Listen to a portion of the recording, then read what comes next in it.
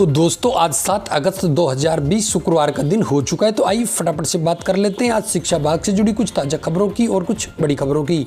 केंद्र सरकार ने नई शिक्षा नीति में स्कूली शिक्षकों के चयन प्रक्रिया में बड़ा बदलाव किया। आपको बता दें, अभी तक जहां केवल परीक्षा से शिक्षकों का चयन कर लिया जाता था, अब 2 परीक्षा और डेमो क्लास व साक्षात्कार के बाद शिक्षक लगाए जाएंगे। उद्योग मंत्री प्रसादी लाल मीणा ने बताया कि राज्य सरकार के उपक्रम रीको में विभिन्न श्रेणी के करीब 238 पदों को सीधी भर्ती से भरा जाएगा। उन्होंने सीधी भर्ती की प्रक्रिया शुरू करने के रीको की पत्रावली पर आदेश जारी कर दिए हैं। उद्योग मंत्री ने बताया कि रीको में उप प्रबंधक से अधीनस्थ सहायक श्रेणी तक के करीब 238 पद लंबे समय से खाली चल रहे हैं। 26,000 पंचायत सहायकों को मानदेय के लिए मुख्यमंत्री अशोक गहलोत ने तत्काल प्रभाव से 100 करोड़ रुपए जारी करने के निर्देश दिए हैं। मुख्यमंत्री ने कोविड-19 महामारी के कारण शहरों के साथ साथ गांवों में भी रोजगार के संकट को देखते हुए ग्रामीण अर्थव्यवस्था को मजबूत करने के लिए ग्राम विकास से जुड़ी योजनाओं का प्रभावी क्रियान्वयन सुनिश्चित करने के भी निर्देश दिए। संस्कृत शिक्षा मंत्री डॉक्टर सुभाष गर्ग ने संस्कृत विश्वविद्यालय में विश्व स्तर का शोध करने का निर्देश प्रदान किए हैं। गुरुवार को सचिवालय स्थित मंत्रालय भवन में आयोजित जगत गुरु रामानंद आचार्य राजस्थान संस्कृत विश्वविद्यालय की प्रगति बैठक के दौरान उक्त निर्देश प्रदान किए गए। भारतीय रिजर्व बैंक ने गुरुवार को मॉनेटरी पॉलिसी में रेपो रेट में कोई बदलाव नहीं किया है। वह 4% पर कायम रखा। आपको बता दें, प्रमुख रेट्स भी जैसी की तैसी बनी हुई हैं, लेकिन कोरोना वायरस की मार से बचाने के लिए मार्च में कर्ज पर किस्तें अर्थात EMI चुकाने की जो छूट दी थी वो अगस्त में खत्म कर दी है। संघ लोक सेवा आयोग ने गुरुवार को एक बयान में 2019 की सिविल सेवा परीक्षा के परिणाम के बारे में स्पष्टीकरण देते हुए कहा कि 927 रिक्तियों के मुकाबले 829 उम्मीदवारों के परिणाम घोषित किए गए हैं। इसके अलावा सिविल सेवा परीक्षा नियम 2019 के मुताबिक आरक्षित सूची भी तैयार की गई है।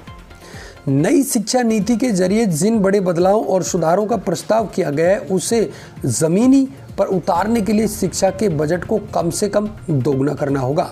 हालांकि सरकार के लिए यह कठिन है, बावजूद इसके नीति निर्माताओं ने जो प्रस्ताव किया उसके तहत नीति को लागू करने के लिए शिक्षा पर होने वाले सरकारी खर्च को बढ़ाकर 20% करना होगा। पुरानी पेंशन बहाल करने की मांग को लेकर कर्मचारियों द्वारा पौधारोपण किया गया। आपको बता दें, एक पौधा पुरानी पेंशन के नाम से शुरू किए गए कार्यक्रम के तहत जिले भर में सरकारी कर्मचारियों द्वारा लगाए जाएंगे। जय नारायण व्यास विश्वविद्यालय की अकादमिक परिषद की विशेष बैठक कुलपति प्रोफेसर PC त्रिवेदी की अध्यक्षता में MBM अभियांत्रिकी महाविद्यालय के सभागार में आयोजित की गई। इसमें कोविड-19 के संक्रमण के कारण विद्यार्थियों को अगली कक्षा में प्रमोट करने के लिए अनेक महत्वपूर्ण फैसले लिए गए। आपको बता दें, अकादमिक परिषद की इस विशेष बैठक में सामाजिक दूरी को बनाए रखते हुए बैठक की विशेष व्यवस्था की गई थी। भारत की प्रमुख बहुविषयक एवं विशेषज्ञता केंद्रित यूनिवर्सिटी UPES ने आज घोषणा की है कि UPESET 2020 इंजीनियरिंग एप्टीट्यूड टेस्ट और फार्मेसी एप्टीट्यूड टेस्ट स्टूडेंट रद्द किए जा चुके हैं। आपको बता दें, यह निर्णय महामारी की स्थिति और स्टूडेंट्स तथा पेरेंट्स की सुरक्षा को ध्यान में रखकर लिया गया है। यूनिवर्सिटी ने एडमिशन के लिए नए दिशा निर्देश भी जारी कर दिए। प्रधानमंत्री श्री नरेंद्र मोदी ने शुक्रवार को राष्ट्रीय शिक्षा नीति के तहत उच्च शिक्षा में रूपांतरकारी सुधारों पर आयोजित एक सम्मेलन में भाषण दिया। प्रधानमंत्री कार्यालय से जारी एक बयान में कहा गया कि इस सम्मेलन का आयोजन मानव संसाधन विकास मंत्रालय और विश्वविद्यालय अनुदान आयोग द्वारा किया जा रहा है।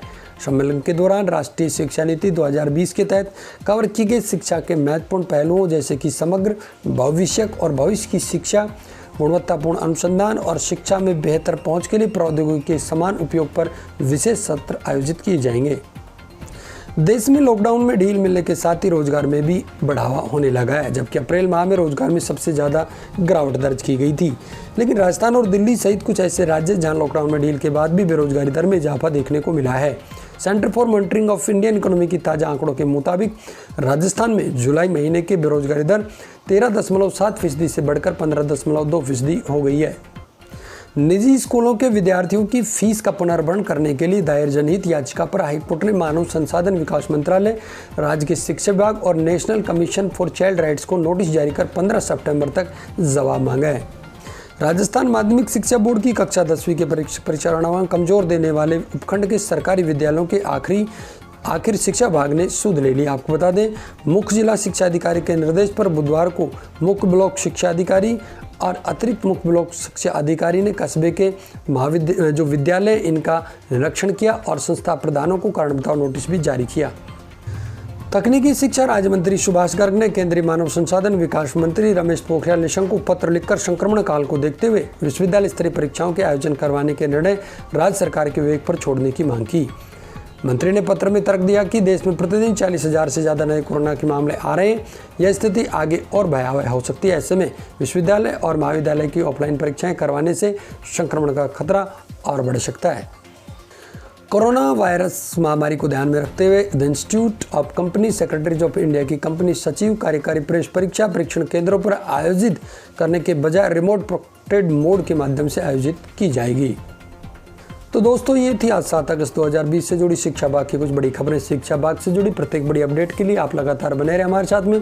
प्रत्येक बड़ी खबर का नोटिफिकेशन लगातार आप तक पहुंचता रहे, इसके लिए आप चैनल को सब्सक्राइब अवश्य कर लें। साथियों, राजस्थान के बीएसटीसी, पीटीटी, रीट, कॉलेज और स्कूल परीक्षा से जुड़े आप विद्यार्थी हैं और आपकी किसी भी प्रकार की इनसे रिलेटेड कोई समस्या है तो आप हमें कमेंट करके ज़रूर बताइएगा। आपकी कमेंट के आधार पर हम आपकी समस्या के समाधान का पूर्ण प्रयास करेंगे। साथियों, राजस्थान के विद्यार्थियों, बेरोजगार परीक्षार्थियों को समर्पित इस चैनल में हम आपके प्रत्येक कमेंट को रीड करके और उसके आधार पर आपकी समस्या के समाधान का पूर्ण प्रयास करते हैं। आज के वीडियो में साथियों बस इतना ही। नमस्कार।